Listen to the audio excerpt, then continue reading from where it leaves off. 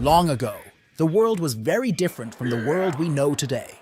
It was a time when people forgot about being kind and good to each other. Instead, they chose to be selfish and mean, making the world a sad and dark place. Up above, watching over everything, was God. He saw how bad things had gotten and felt deeply saddened. But amidst all this, there was one man who was different. His name was Noah. Noah was not like the others. He was kind, he cared for his family, and he always tried to do what was right. Because of his goodness, God noticed him. One day, God spoke to Noah. He told Noah about the big plan to wash the world clean with a great flood.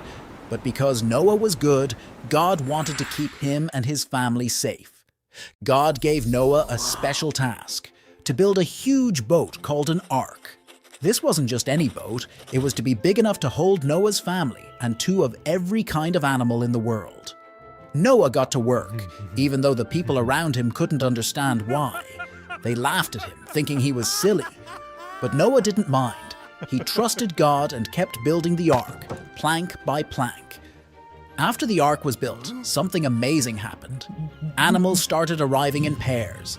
Lions, elephants, giraffes, and even tiny insects all lined up to board the ark. Just as God had said, it was two of every kind of animal in the world. Noah and his family helped them find their places inside, making sure that all the animals were comfortable. It was a beautiful sight, all the different animals living together peacefully. Then the skies began to darken and the first drops of rain started to fall.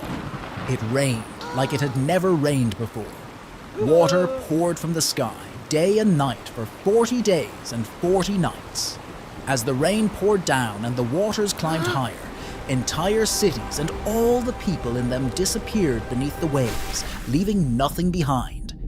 Inside the ark, Noah, his family, and all the animals were safe and dry.